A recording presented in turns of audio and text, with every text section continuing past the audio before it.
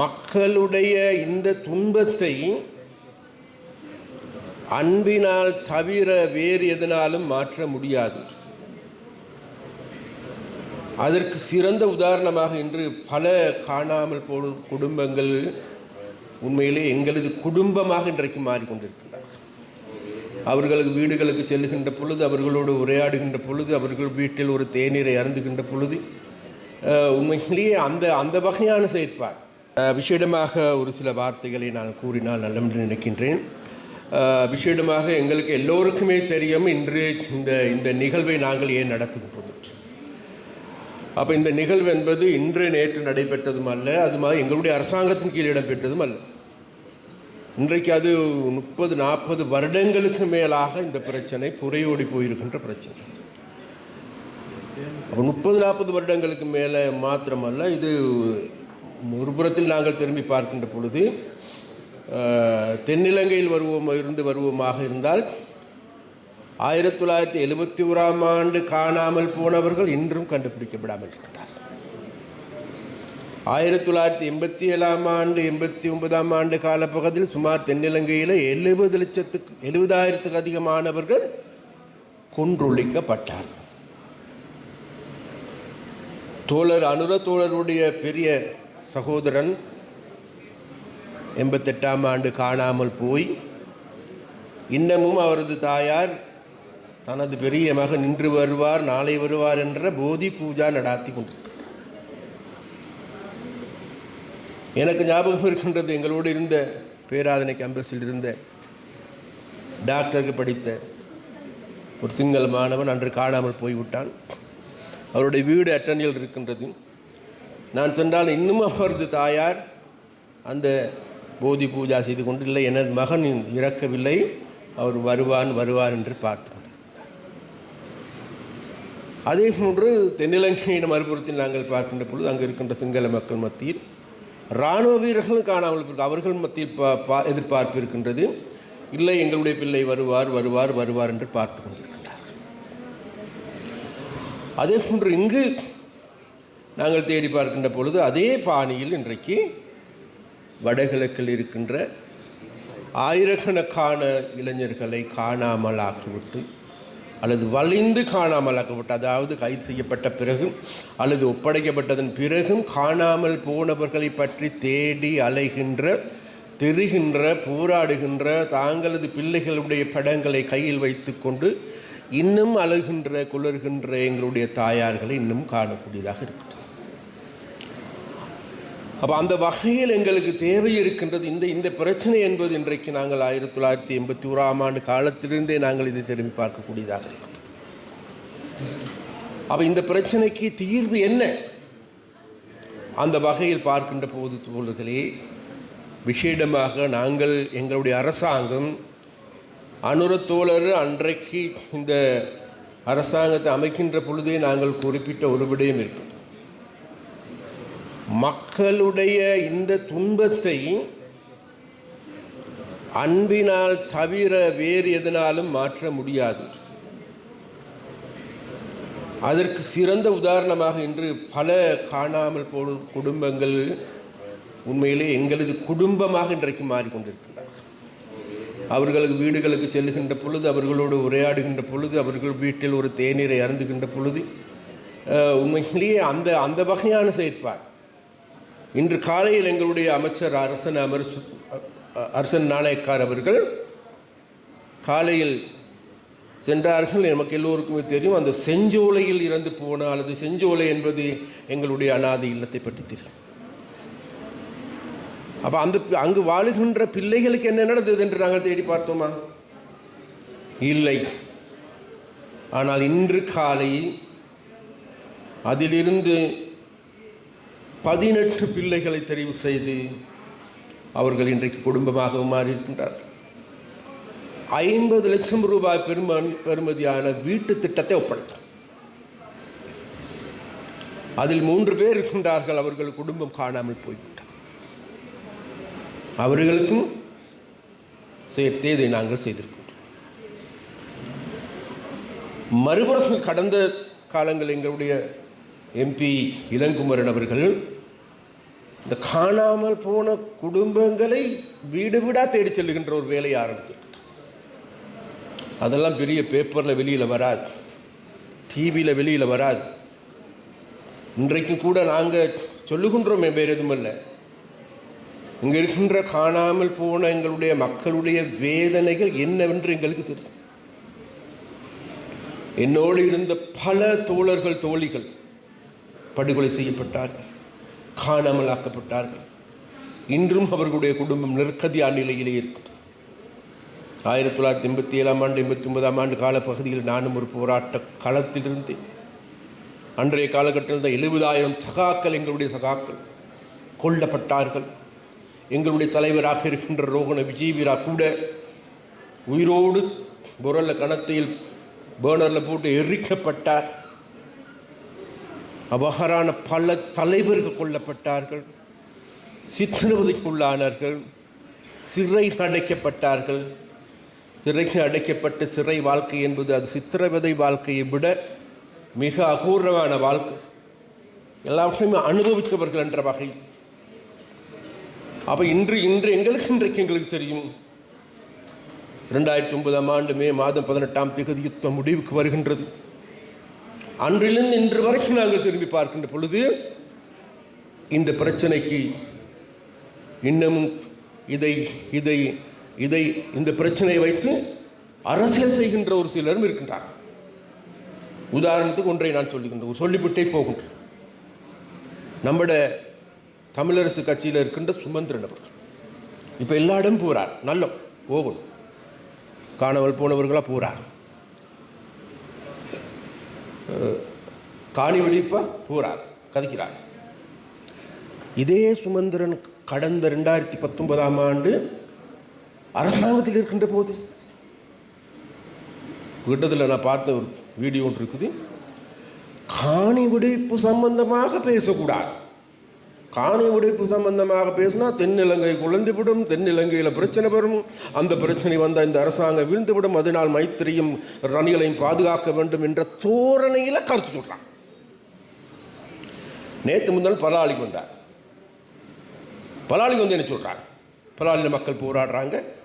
அது மாத்திரமல்ல, பலகாலி சகல காணிகளையும் விடுவிக்கும்படி கடந்த வாரம் தான் எங்களுடைய ஜனாதிபதி பாராளுமன்றத்திலிருந்து விசேடமாக இராணுவ தரப்பினருக்கு உத்தரவிட்டிருக்கிறார். அதனால் இப்போ எல்லாருக்கும் தெரியும், இன்னும் 1 வீக் அல்லது ஒரு மாதத்துள்ளுக்கு பெருந்தொகையான காணி விடுவிக்க போகுது. அப்போ அந்த நேரத்தில் இங்கே இருக்கின்ற அரசியல் என்ன, ஒரு நாதியற்ற நிலையில் இருக்கின்ற அரசியல்வாதிகள் ஆனால் எந்த போராட்டத்தின் கீழே தான் விடுவிச்சு. நேற்று போயிட்டு என்ன சொல்கிறார் நம்மட சுமந்திரன், நீங்கள் எல்லாருமே வாருங்கோ, கொழும்புல வந்து ஜனாதிபதி மாளிகைக்கு முன்னால் அமர்ந்து கொண்டு எதிர்ப்பு போராட்டத்தை நடத்தும். ஐயா சுமந்திரன் அவர்களை நீங்கள் எதிர்ப்பு போராட்டம் நடத்தினாலும் நடத்தாவிட்டாலும் இப்போதே நாங்கள் டிசைட் பண்ணி முடிச்சிட்டோம்.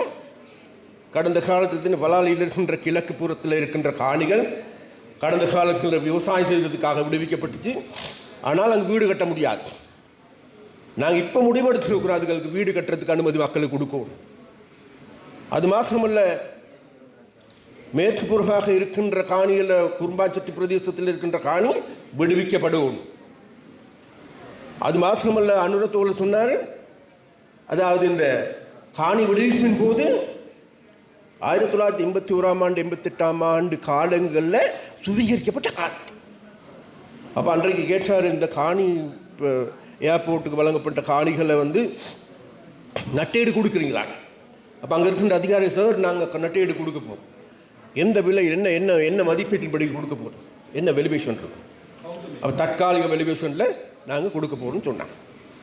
தற்காலிக வெலிவேஷன் கொடுக்கின்ற போல அனுரத்தோடு சொன்னார், உங்களுடைய ஜனாதிபதி அனுர சொன்னார், சரி நீங்கள் தற்போதைய விலை மதிப்பீட்டின் படி காணிக்கான நட்டையீடை கொடுங்கள், ஆனால் அவன் 81 ஆண்டிலிருந்து அவர் காணி பயன்படுத்தவில்லை, அதற்கான ஒரு நட்டையீட்டையும் கொடுங்க. வேறு எந்த ஜனாதிபதியும் இப்படி சிந்திக்கிறது இல்லை. யாழ்ப்பாணத்து மக்களை பற்றி எந்த ஜனாதிபதி இப்படி சிந்திக்கிறது இல்லை. அதனால் வேண்டி இந்த சுமந்திரணமா அல்லது சுற்று மாத்துக்களா இங்கே இருக்கின்ற வேறு கட்சிகளா விசேடமாக எங்களுடைய ஊடகவியல் நண்பர்களுக்கு இன்றைக்கி வேண்டாம் பாருங்கள், நாங்கள் இதெல்லாம் பேசுகிறோம் தானே, இதெல்லாம் வெளியில் வராது. ஆனால் வெளியில் ஒரு 10 அம்மாக்கள் போராடி கொண்டிருக்கிறாங்க. நாங்கள் சொன்ன நீங்கள்லாம் சத்தம் போடாமல் வாங்க வந்து இருங்கோ, நாங்கள் பேசுவோம், உங்களோட வேதனை எங்களுக்கு தெரியுது. ஆனால் ஒரு சில அம்மாக்கள் வந்து போலீஸார் வந்து இழுத்து கொண்டு போனாங்க. அப்போ அந்த நேரத்தில் என்ன நம்மளோட மீடியாக்கள் எழுதுகிறாங்க, போர்க்களமான யாழ் கட்சியை போர்க்களமாகிவிட்டது. தயவு செய்து நம்ம ஊடக நண்பர்களை கும்பிட்டு கேட்டுக்கொடுறாண்ட அப்பா, மக்களோட விளையாடாதீங்க, இவ்வளவு நாளாக விளையாண்டிங்க போதும், இந்த மக்களை காய்களாக மாற்றாதீங்க. அது வந்து உண்மையில் இன்றைக்கல்ல நாளைக்கல்ல நாளை மறுநாளாவது சொல்கிறாங்க, அந்த பாவம் உங்களை விடாதுன்னு பின்துரத்தி கொண்டு வரும். வந்து என்றைக்காவது ஒரு நாள் உங்களோட பிள்ளைகளை கேட்பார்கள், அப்பா அன்றைக்கு அனுர அல்லது அந்த அரசாங்கம் இப்படியாப்பட்ட முடிவுகள்லாம் எடுத்து மக்களுக்காக நன்மை செய்கின்ற பொழுது நீங்கள்லாம் என்னப்பா ஊடகவியலாக இருந்து இப்படி எழுதுனா என்று உன்னை காரி துப்புவானுங்க, மறந்துடாங்க உங்களோட பிள்ளைகள், எங்களோட பிள்ளைகள், உங்களோட பிள்ளைகள். அதனால இந்த மாதிரியான இடங்களில் இந்த மாதிரி சென்சிட்டிவான பிரச்சனை மக்கள் இன்றைக்கு எனக்கு தெரியும். அன்றைக்கு நான் கிட்டத்தில் போனேன், முள்ளியை வளைக்க போனேன். ஒரு கூட்டத்தில் காய்ச்சி கொண்டு ஒரு அம்மா முன்னோடி வந்தாங்க. வந்து சொன்ன, ஐயா எனக்கு 4 பிள்ளைகள், 4 பிள்ளைகள் மாவீரர் ஐயா. நான் போய்ட்டு அம்மா கட்டி கொடுத்து, அம்மா அப்போ என்னம்மா செய்கிறீங்கன்னு கேட்டேன். ஐயா நான் எந்த வயிற்று பொழைப்பை பார்க்குறதுக்கு ஐயா காட்டில் போய்ட்டு விறகு சேகரிக்க போகிறேன். இதான் நிலைமை. 14 முன்னாள் போராளிகள் வீரர்கள் என்று என்ன எங்களுடைய தம்பட்டம் அடிக்கிறதை விட்டுவிட்டு அவர்களுடைய வாழ்க்கையை மேம்படுத்துகின்ற டைஸ்போராவுக்கு நம்ம அழைப்பு கொடுக்கின்றோம். அவர்களுடைய வாழ்க்கையை மேம்படுத்துகின்ற நாங்கள் இன்றைக்கு பல்வேறு நடவடிக்கைகள் எடுக்கிறோம். இன்றைக்கி வீடுகளாக கட்டி கொடுக்குறோம். 1700 வீடுகளுக்கு மேலே இந்த மாதம் ஆரம்பிச்சிருக்கிறோம். அன்று தோல் சொன்னார், மீள்குடியேற்ற வீடுகள் என்கின்ற நாமம் இனி வரும் காலங்களில் இருக்கக்கூடாது. அடுத்த வருஷம் முற்றாக நான் காசு தாரேன், 13,000 வீடுகள் தேவைப்படுத்தி எல்லா வீடையும் க்ளோஸ் பண்ணணும் அந்த சாப்டரை. இனிமேல் மக்கள் மத்தியில் வந்து இவ்வாறான இந்த கிளேசங்களை ஏற்படுத்துகின்ற, இந்த சந்தேகங்களை ஏற்படுத்துகின்ற, இந்த வேற்றுமையை ஏற்படுத்துகின்ற இவ்வாறான நிலையில் இருந்து எங்களுக்கு மக்களுக்கு ஆன சேவைகளை தேவைகளை புரிந்து தெரிந்து கொண்டு செய்கின்ற கட்சி நாங்கள். மற்றவர்கள் மாதிரி கிடையாது. எங்களுக்கு கிடைக்கின்றவற்றையும் கூட தியாகம் செய்து கொண்டு தான் நாங்கள் இருக்கோம். ஜனாதிபதி கிடைக்கின்ற அனைத்தையும் கைவிட்டிருக்கார். ஜனாதிபதி மாளிகையா, சொகுசு வாழ்க்கையா, வாகனமா, ஹெலிகாப்டரா கொண்டு வேண்டாம் சொல்லியிருக்கார். ஏன் தேவையா இருந்த வாய்ப்பு இல்லை, தேவையில்லை. அமைச்சர்மார்களுக்கு வீடுகளா, வாகன போமிட்டம் எல்லாம் விட்டுருக்கிறோம். பாராளுமன்ற உறுப்பினருக்கு பென்ஷனா கைவிட்டிருக்கிறோம். ஹர்னி அமர்சூரி அவர்களுக்கு 33 லட்சம் ரூபாய் விளையாட்டில் என்ன எரிபொருள் செலவு மாத்திரம். இன்றைக்கு அவங்களுக்கு போகிறது வந்து நாளை 4 லட்சம் ரூபாய். மக்களுடைய காசு, எங்களுடைய அம்மாக்களுடைய காசு. அப்போ அந்த வகையில் எங்களுக்கு கிடைக்கின்ற அனைத்து சலுகைகளையும் கூட நாங்கள் கைவிட்டு மக்களுக்காக போராடுகின்ற, மக்களுக்காக செயல்படுகின்ற ஒரே கட்சி, ஒரே அரசாங்கம் வேறு யாருமல்ல, இந்த NPP அரசாங்கமாக. அதனால் எங்களுக்கு நம்பிக்கை இருக்குது. இங்கே இருக்கின்ற யார் என்ன கூக்குரலிட்டாலும் கூட எங்களுடைய மக்களுக்கு மனசாட்சின்னு ஒன்று இருக்குன்னு தெரியும். அந்த மனசாட்சியின் படி அவர்கள் நடப்பார்கள் என்று எங்களுக்கு தெரியும். இனியும் இந்த நாட்டில் இருக்கின்ற மக்களை கொண்ட கட்டின மக்கள் என்ன இந்த சுமந்திரன் போன்ற ஆட்கள் நினைத்து கொண்டிருப்பார்களாக இருந்தால், இங்கே இருக்கின்ற ஒரு சில அரசியல்வாதிகள் போன்று நினைத்து கொண்டிருப்பார்களாக இருந்தால், அவர்களுக்கு எல்லாவற்றுக்கும் கடந்த காலங்கள் இந்த நாட்டில் இருக்கின்ற மக்கள், வடக்கில் இருக்கின்ற மக்கள் அவர்களுக்கு பதில் சொல்லியிருக்கின்றார்கள். அதனால் வேண்டி அந்த பதில் தான் வேறு எதுவுமல்ல, அவர்களை வீட்டுக்கு அனுப்பிவிட்டு எங்களுடைய 3 பாராளுமன்ற உறுப்பினர்களை மாத்திரமல்ல, இந்த யாழ் மாவட்டத்தில் முதன்மையான கட்சியாக எங்களுக்கு நான் சொல்ல வரேன் கேட்ட வேறு என்னும் அல்ல, இந்த கட்சி வந்ததன் காரணமாகவே இன்றைக்கு நாட்டில் வேகமான அபிவிருத்தி வேலைகள், யாழ்ப்பாணத்தினுடைய மாற்றத்தை நோக்கி நகருகின்ற செயற்பாடு.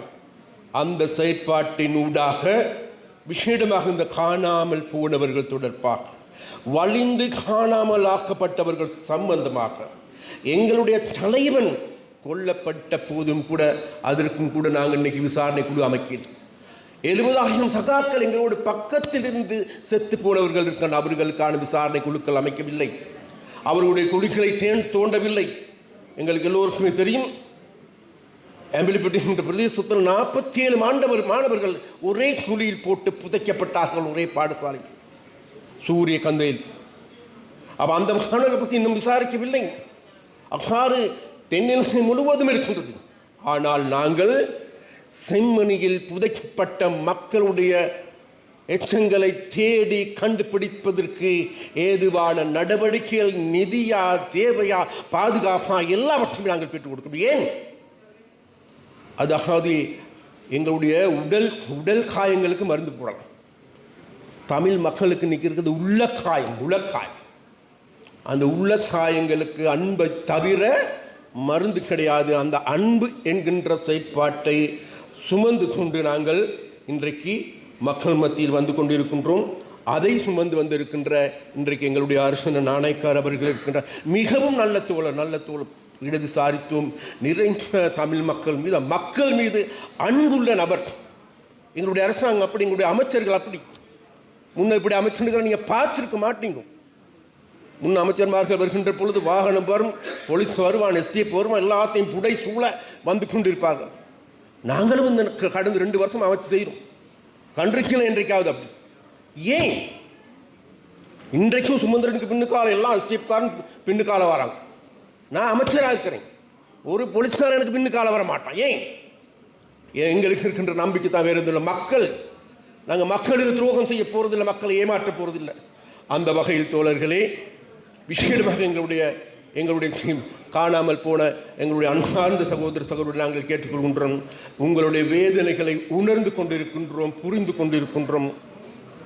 இந்த காணாமலாக்கப்பட்டவர்களுடைய எண்ணங்கள், கவலைகள் மறந்துவிடப் போவதில்லை.